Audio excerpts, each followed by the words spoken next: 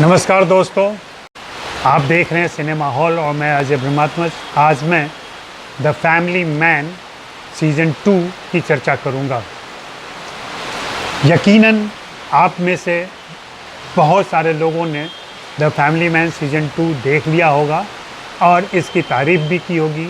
कुछ मित्रों ने हो सकता है दोबारा भी देखा हो, क्योंकि यह सीरीज़ है ही इतना रोमांचक और रोचक कि आप अगर इसे देखना शुरू करें तो फिर ठहरते नहीं हैं और कोशिश रहती है एक ही सीटिंग में बिंज वॉचिंग कर लें या कोशिश करें कि जल्दी से जल्दी इसे देख लें। मैं थोड़ा थक जाता हूं, इसलिए मैंने इसे 3 दिनों में देखा। 3 दिनों में रोज़ के 3-3 एपिसोड, और मैं देखने के बाद अब ये कह सकता हूँ कि मैं इस सीरीज़ को देखकर संतुष्ट हूँ, खास करके अभिनय को लेकर के संतुष्ट हूँ, इस सीरीज़ के कथानक को लेकर के संतुष्ट हूँ।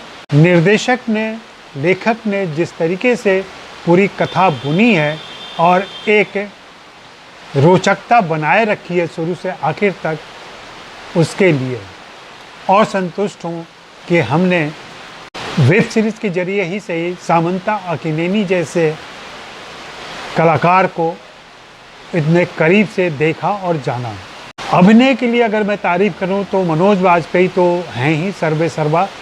उनके बारे में अगर यह कहा जाए, फिर से कहा जाए कि उन्होंने बहुत अच्छा और फिल्म के विषय के अनुकूल अभिनय किया है, तो यह बात खुद ही को दोहराने जैसी हो जाएगी, क्योंकि वे किस फिल्म और किस सीरीज़ में ऐसा नहीं करते हैं। मनोज वाजपेयी के साथ सबसे बड़ी खूबी जो मैं देखता हूँ उनकी फिल्मों में, उनकी सीरीज़ में और बाकी जगहों पर भी, कि वे कायांतरण करते हैं। उनका चेहरा मोहरा, उनकी कद काठी में ज़्यादा बदलाव नहीं होता, दूसरे कलाकारों की तरह वे उसमें परिवर्तन नहीं करते, लेकिन अपने किरदारों में जिस तरीके से वे प्रवेश करते हैं या उन्हें जिस प्रकार से आत्मसात करते हैं, तो हमें लगने लगता है कि वे उसी किरदार श्रीकांत तिवारी से, जो उनके परिवार के सदस्य की तरह ही है और उनके सुख दुख सबका साक्षी है, जानता है उनके बारे में।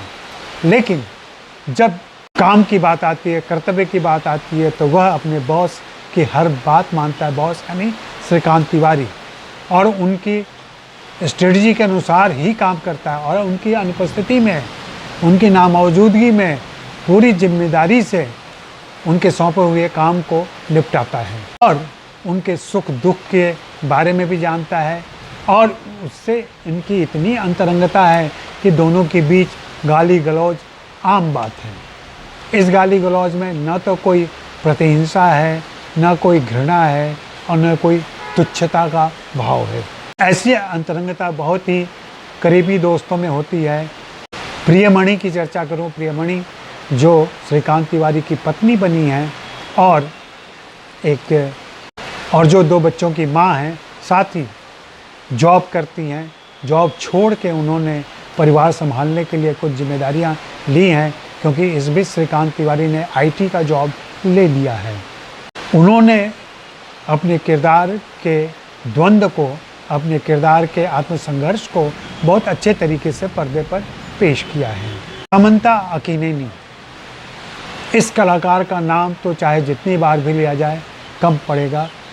राजी के किरदार को जिस जीवंतता के साथ, जिस ऊर्जा के साथ, जिस ताकत के साथ उन्होंने निभाया है और पर्दे पर जीवंत कर दिया है, वह सराहनीय है और प्रशंसनीय है।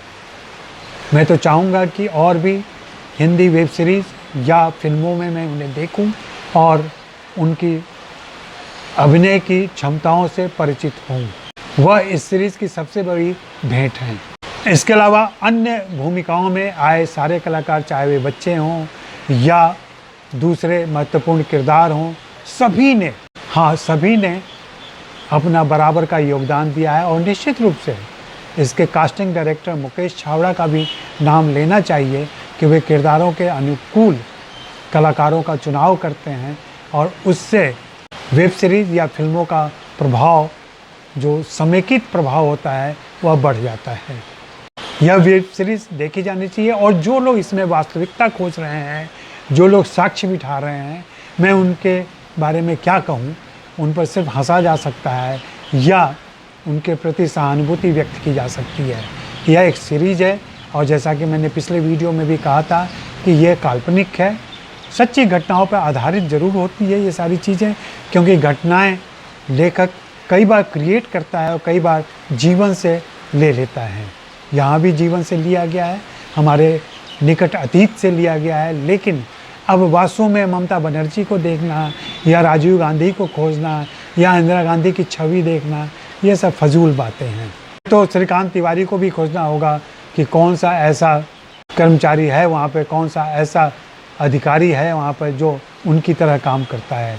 फिर तलपड़े को भी खोजिए, फिर राजी को भी खोजिए।